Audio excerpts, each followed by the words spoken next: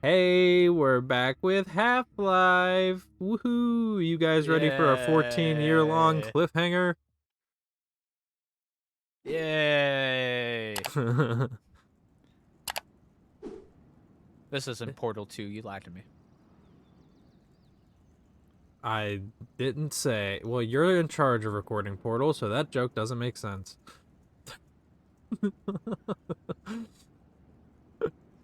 I like No this one's title gonna know screen. that. It's vibey. This is. Oh, speaking of vibey, this is the vibiest Half-Life. By far, I will say. It's we're on the outskirts. Well, we're outside the city now. If you remember at the end of episode Is this 1. like a full FMV? Yeah. It's a Huh. full FMV. It even has different rendered lighting than the game does. Like the actual game of This is so episode 1. bizarre to see.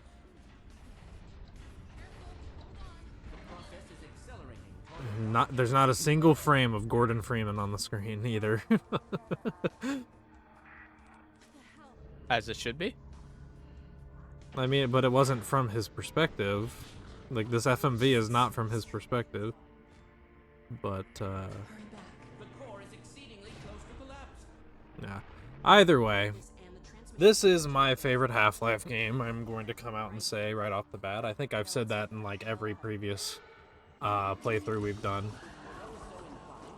It's a pretty common take from what I hear. It is, well, I think it's just a common take that Valve gets better the more that they do things. And this was the most advanced Half-Life game, at least until Alex. This is the most advanced non-VR Half-Life game that exists. And they were just running on all cylinders creating this fucking thing. It's just so good. And you'll see why once this flashback is over. Yeah, in case you didn't remember, we had to escape City 17 because we blew up the Citadel. Right. And now... And that's the entire plot of episode 1. Yeah, it literally is. Escape from the city. It is an Act 1 if there ever was an Act 1 of anything ever. And this is Act 2, and there is no Act 3.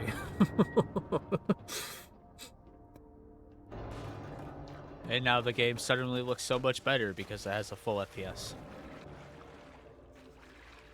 Yeah, I mean, this game came out in 2007. I would think it ran pretty smooth then at like a 720p resolution at least. No, I meant in comparison to the FMV. Oh, no, I know. The FMV is stuck in 2007 times. Yeah. Hold on a sec. I'll get you out of there. It had been a You're the while. It had been a while since I played episode 2, and I didn't remember this first part here where you're stuck inside the train, and I had to like restart the recording a few times, and in that first attempt back, I was like, how the fuck do I get out? What is happening? I forgot what a kick this thing has. She stole your You take gun. the gravity gun. Not for You're better long. with it than I am. They give it to you first thing in this game. There's Don't you been start out with it in episode 1? I know. I shouldn't have worried. No, because Oh. you Carmine haven't forgotten about us. explode. I The heard Citadel yeah. explodes, and then the maybe they're still around. Vortigaunts stop the G-Man from taking you into stasis, so you don't have It'd be anything nice to have some extra at the help. start of episode 1. Yeah. You re-find the gravity gun in the Citadel when you go back in. But yeah, now they fully had to upgrade the Source engine to support this kind of environment. Because I don't know if you remember anything from episode 1 or 2. There are no natural-looking environments in either game. Yeah. It's all inside the city. That doesn't look too good. It is kind of crazy, though, to see how this handles this kind of environment compared to Halo 3 when they came out the same year. Yeah, I think both games look great for the time. Yeah, but you can tell Halo 3 was made from the start to have natural environments. Well, yeah, because Halo 1 and 2 both have natural environments. So you kind of expect that sort of thing from the series. Half-Life 1 is mostly inside of a science facility, and then Episode 2 is in the city, or Half-Life 2 is in the city. So it is a huge breath of fresh air playing Episode 2 after Episode 1 and Half-Life 2 original. Because Was Alex old enough to remember the Combine when they attacked? she would have been around 9 or so, Okay, okay. or 7, something like that. She was at Black Mesa when the shit was going down, as a child. That was not a place for a child, but all right. It was like, I don't know, bring your daughter to work day, like Portal. Yeah, that's a creature. Hey, dead. Yep. We're going underground, so that is It means is nice to see that the it flashlight lands. has its own meter now. Yeah, I was gonna say there's been a few quality of life tweaks this time around. Haven it ain't. And that's like the biggest one is the flashlight has its own meter. Never ever got retroactively added to Half-Life 2 or Episode 1, which is sad, but I kind of get it.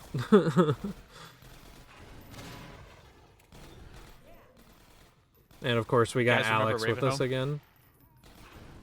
Yeah, it's Ravenholm, but it's underground in the mines and stuff. Remember all of last episode? And that was just Ravenholm too? I mean, clearly that was the best part of the game. Why wouldn't they keep exploring that? I know. I know. I'm just giving the game a hard time. There's I so have much. nothing bad. I have nothing bad to actually say about that. There's just so much latent potential in the Half-Life 2 gameplay system. And that is the sole reason why they were like, well, we don't want to stop making games in this engine. Your 'Cause- light was on for a while in a bright area and it bothered me. I just want Oh, you to know that. I And it's like going to continue to bother me. I every time you rarely do it. turn it off, so get used to it. I turn on and off my light constantly on the occasions I play Left 4 Dead. Here we go. And When I someone play- tells me we're going to have issues.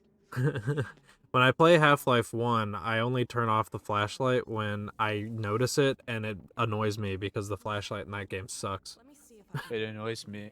I notice it every time. I don't know why that's my pet peeve, but like if a flashlight doesn't need to be on, it has to be turned off. This could take a while. And it makes me so happy that in the Resident Evil games where they auto turn on flashlights, they're actually really good about what areas they need to be on in. I was gonna say, it's not something you have to worry about in Half-Life Alyx, because that has an automatic flashlight as well. So, That is surprising, actually. well, that game is sort of just, like, meant to be gamers' first VR game. So they didn't want to have to, like, make you pull out a flashlight and stuff. They just have it do it automatically. They should have created the immersion DLC. Yes, and Gordon too. We have to do even more actions. We made it out of City 17. I mean, that game has a function where you have to cover your mouth so you don't cough because there's spores in the air. So they did some of that. Yeah. But yeah, so basically what now is happening is the Citadel blew up while the portal was opening to like let Dr. Breen escape or whatever. And now because of that, that portal just stayed open. And it's causing the same kinds of portal storms that were experienced after the Resonance Cascade. Yeah. So we're effectively trying to stop that and close the portal to the Combine overworld. Yeah. I feel like I've asked this before, but when they appear on the TV, is that like a fully... Is that like just like an FMV that plays? No, with it's a a filter full. over it? Is it actually a 3D scene that's just rendered on that screen? It is a full 3D scene that is rendered on that screen. This was one of the features of the source engine. Was they? I mean, I don't think they invented the idea, but they Well, we'll have to get our bearings. this allows for like texture buffers that you can put onto certain objects that can stream basically video to it from a different camera. So You're breaking up. like the camera, they basically get a frame from whatever the camera is seeing and then place it as a texture on the screen. So pretty cool. So it's rendered somewhere off screen, and then you steal a frame for that for the screen. Yeah, it's like there's imagine there's an invisible room underneath the map somewhere where all those characters are standing. I'm sure someone's found it with no clip. Yeah, I'm sure it exists. Yeah. It's a very cool feature. This is like learning about the camera in Iron Lung, and it's like the coolest thing ever. It's been used since the beginning of Half-Life 2 because the moment you step out of the train, you see Dr. Breen on that screen talking about the city and everything. So Yeah. yeah, it was a very big feature they wanted to show off, I guess. Yeah, so many games today don't even use it. I can always count on you. It's like when I was playing Final Fantasy VII Rebirth, you'll like pull out this device that will have people talk to you on it, He's been hoping but one day it doesn't have we'd any sell like vitality rendered to lip older syncing. ladies It's just a except for a pre-rendered animation of a character moving their mouth, and it's not like lip synced or anything. Yeah. So it's like cool to see someone actually go to like better effort for it. Mm-hmm. Did you hear that? Yeah, I think it's a smart I think it's way smarter to do it this way because then you don't have like any extra video files that take up space in your game. It's just all handled with Quiet. your in-game cutscene stuff, Mm-hmm. which is already there. Oh, yeah, and So. especially for the time, this was probably a massive game, Oh, and you had to install it. yeah. And apparently, would- you had to have an always online connection to play it. Hey, Play can you Half-Life figure out a 2? way to get this gate Yeah, open? at first. You had I'm to always not- be connected to Steam. I'm not too sure about that because like Half-Life 2 you could still buy as a CD. Yeah, You know. at least I'm pulling this from I finished a video games video on Half-Life 2 because he talked about the launch and how people forget about it. Yeah. Well, if that's the case, I've never heard of it, but I would believe it because Steam was a new thing. Yeah. So it makes sense. They probably just had it that way to like constantly be checking if you actually owned the game. I'll keep Right, DRM is kind of important. But did kill the Dreamcast after all. People forget that. Yeah. They should have Now, put 17. Half-Life 2 on the Dreamcast. It would have saved the system. Also, Didn't they try to Trauma. put a Half-Life game? Yeah, they did. They tried to put Half-Life 1 on Dreamcast. That port got canceled and was instead put on PS2. Well, damn, that got brutal. Yep, that's a new enemy type in here, and Alex is dead. Well, that was fast. PTSD from the first time I played this. It doesn't help that the hunters are the biggest fucking bastards to fight. Alright, something I think that you're gonna love in this game is the Vortigaunts. They are written so fucking great in this. Vortige's expression of shock. Yeah. Alex Vance.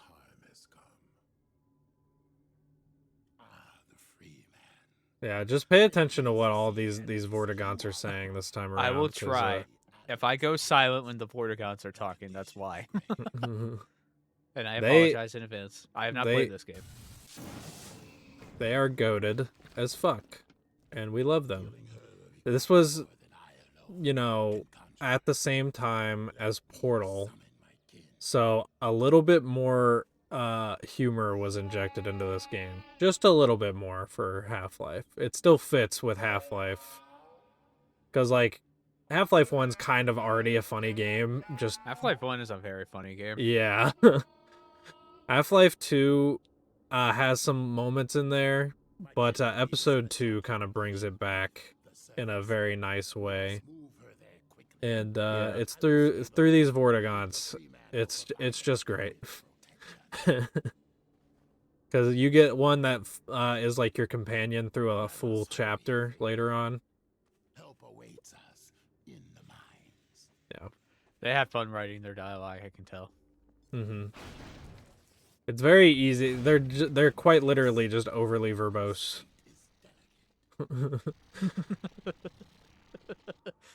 Every time I hear the term overly verbose, I think of something specific that I'm not going to say because I don't want to mention Oh, other I people's know, content I know. more and more. A crowbar? How convenient. Give Do me you need a it. crowbar when you have a gravity gun? Of course not. But you get it. But you get it anyways because Well, it's yeah, iconic. because Then you'll never pull it out again. what is a Gordon without his crowbar? And What you'll is never pull it out again. What is a Doom guy without his super shotgun? You know. Yeah, but you see, the super shotgun's never outclassed by anything. It's just always good. Well, yeah, nothing outclasses the crowbar in iconography. I guess the gravity gun these days is fairly iconic alongside the crowbar. I feel like both are equal. As a non-Half-Life fan, I see mention of both. Yeah. I would say the portal gun is probably a little bit more iconic than the gravity gun, but, you know. They're similar tiers. Well, I hope that Portal came to Xbox. Well, yeah, so did Half-Life. There is an original Xbox version of Half-Life 2. I know. I want to buy it and play it someday. It looks awful. It doesn't actually look that bad. It's just... Well, it has... I don't know how much it costs, but I guess if you ever want to, I can put it on my Xbox, and you can try it there.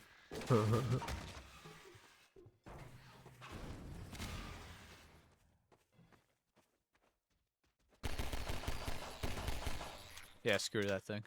See, now I'm not using the flashlight at all. There we go. You were still standing in a light area. You didn't fully need it. Now it should be turned off. Nah. It's gonna get dark again, so I leave it on. I don't know how there's any light down here at all. Aha, you turned it off. Right when it's about to get dark again. I would have.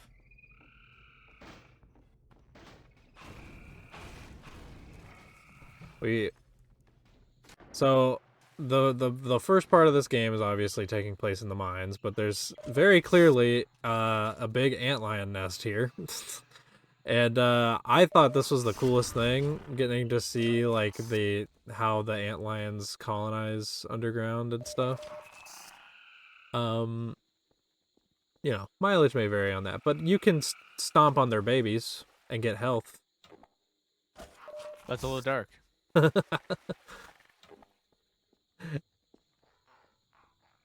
It's fine. They only give a little bit of health, but it's worth it. And then you step on them anyways because there's an achievement for killing all of them. You are literally powered by dead babies right now. Yeah. All of the health stations in Half-Life 2 onwards use those little guys as fuel, so...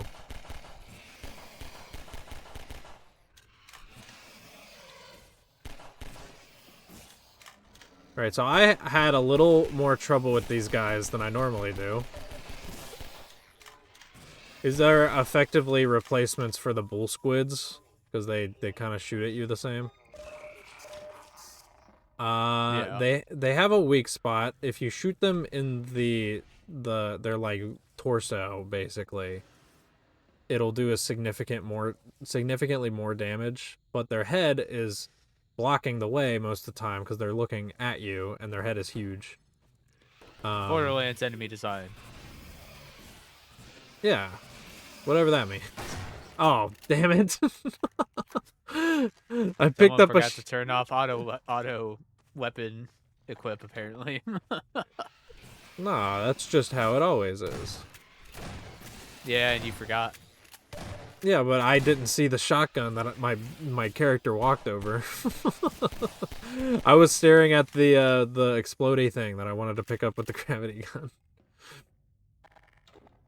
But yeah, the shotgun is like your best friend against those because, you know, the little pellets can sometimes sneak around. I mean, it's just your best friend. It is. Shotguns are always your best friend in these games. It's At an least for me. FPS. That's how it always is. Unless you play Doom 3, that shotgun sucks.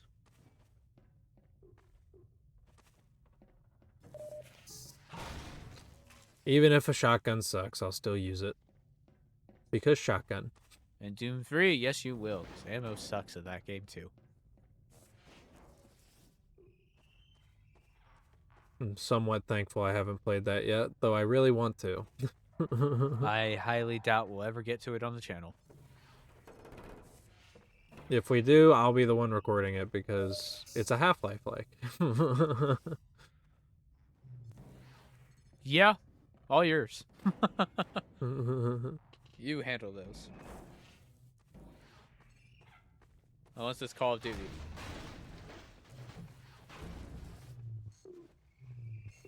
I'll still argue that's similar to Half-Life. Why did you take the rock down here? Well, I thought this is where I had to go, and I wanted something to throw at the enemies in a tight space. But now I'm stuck down here. No, I'm not. There's a way to go. I just didn't look at the way I needed to go. I pulled a U. You did pull me. You confused me too. I'm so confused now. In terms of just knowing what you have to do, I think this game is the best for that. Like you cannot really get lost in in episode 2. Remember who you're talking to. Yeah, I know, and I'm considering you in that statement. Because there's not really any diverging paths ever in this. The I puzzles also include getting lost, getting stuck at puzzles.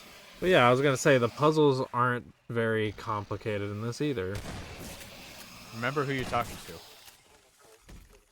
Literally all the puzzles in this are put heavy thing on elevator so it lowers. And that's all the puzzles you do in this game. Also, all of this joking about me being obtuse. Why am I the one who recorded Portal? Because it's funny. It is funny.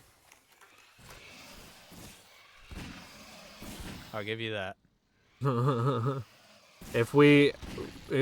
you can't record these because you don't like them. So, I could record these. You'd just be driven crazy.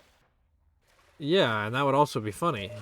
But you also just don't like these games. So why would you record them? What if I feel like I've recorded stuff I don't like. Drakengard doesn't count. I wasn't going to count Drakengard. I didn't finish it. Now, use your eyeballs in this section. I would say there's a ton of barnacles, but they're kind of your friends here because the antlions will just jump straight into their tongues and die. So keep them alive, but don't walk into them yourself. Yeah. Very useful minefield. Yeah. I didn't listen to my own advice. No, you're just speaking from experience. Do as I say, not as I do. Yes, this is a guide on how not to play Half-Life 2. No, that'd be my playthrough. Ow. Yeah, so I would say the strat for those guys is to like get close so they do their melee attack, so you can more easily like wrap around them and hit their abdomen or whatever. But if you're too close, they explode and they hurt. So there's no winning with these things. There's never any winning at life. And they can shoot you from range.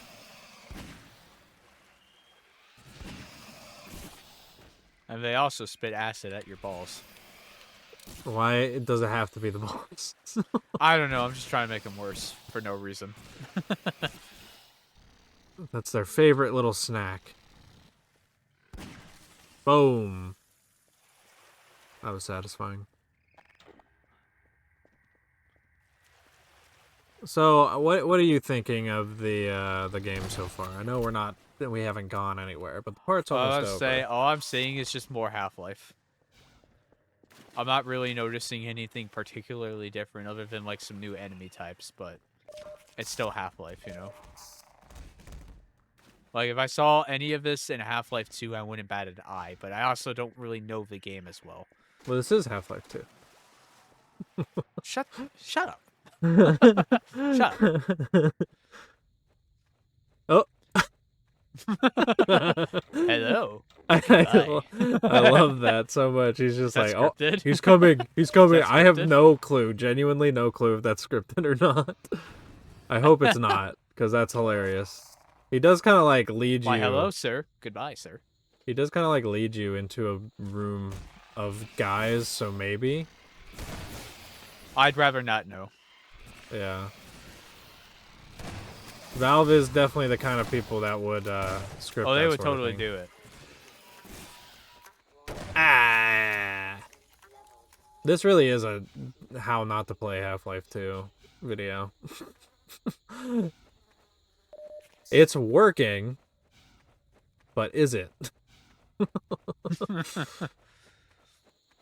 The acid sort of works similarly to the acid from the acid crab head crabs, where you kind of recover some health afterwards, but you don't recover nearly as much from these guys. I guess because it's stronger acid or something. I don't know. It's more acid, that's for sure. But It's yeah, more we're acid already than acid. exactly. But yeah, That we're already pH at the difference makes all that pH makes all the difference, you know. yeah, we're already at the point now where we can't do a full chapter in one part. So get ready for that for the rest of the playthrough. And we'll I see you say you're guys. just a coward. I didn't want to make this an hour and 20-minute long part. Coward. We'll see you in the next episode. Goodbye.